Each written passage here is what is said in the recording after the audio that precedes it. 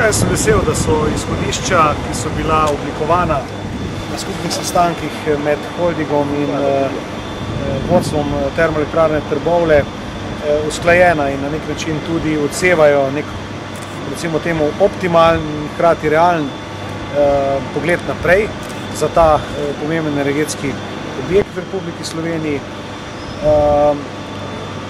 Namreč predstavljajo neko nadaljevanje oziroma tudi hkrati zagotovitev potrebnih sredstev in ne nazadnje posodobitev opreme za proizvodnjo do konca leta 2015 in najkasneje za začetkom leta 2016 obratovanje novih energetskih objektov na tej lokaciji. Novi energetski objekti še niso definirani v podrobnosti, so pa načeloma jasne smeri, in sicer gre za možnost na eni strani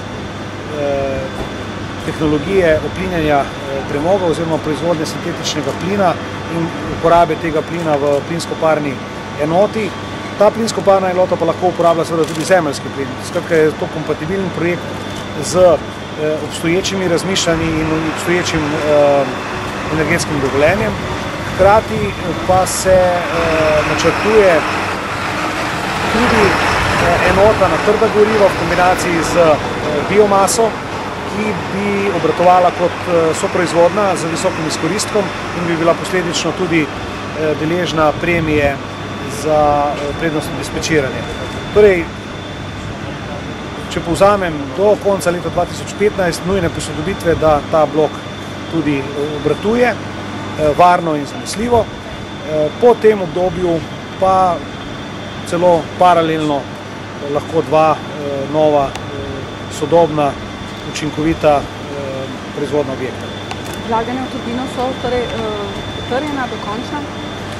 Vlaganja v turbino bo potrdil nadzorni svet v septembru letošnjega leta, vendar če so ta vlaganja seveda potrebna in nujna za zanesljivo varno obratovanje obstoječega bloka do konca leta 2015, seveda podpiram tudi ta vlaganja.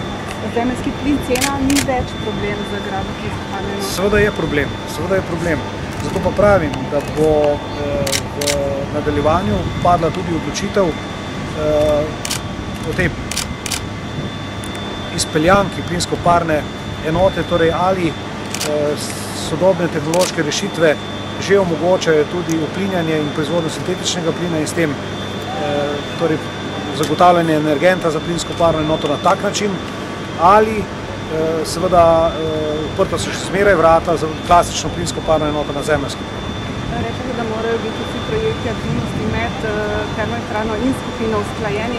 Kaj pa pravite na tiste aktivnosti, ki jih je v bistvu holding individualno vodil, ko je julija in avgusta 6-krat, 7-krat, celo za 14 dni ustavil proizvodno in s tem v bistvu za 200 000 evrov, oškodoval Termoelektrarno? No, holding je lastnik večinskega deleža Termoelektrarne Trbovlje. Holding ima niz proizvodnih enot in optimira delovanje teh proizvodnih enot v celovit sistem. In tu je seveda samostojen, kajti pri tem pa seveda mora slediti na eni strani svoje obveznosti do dobaviteljev, to se pravi tistim, ki jim dobavlja električno energijo oziroma do kupcev svojih, in po drugi strani optimirati proizvodne vire glede na stroške in glede na situacijo. Tako da verjetno so te dogodki, ki ste jih omenila, posledica teh aktivnosti znotraj holdinga. Verjamem, da vsak proizvodni subjekt mora biti ni povsem zmeraj zadovoljen s temi odločitvami, ki so pravzaprav širše koordinirane, vendar se mi zdi, da so se tudi te zadeve v zadnjem času uredile.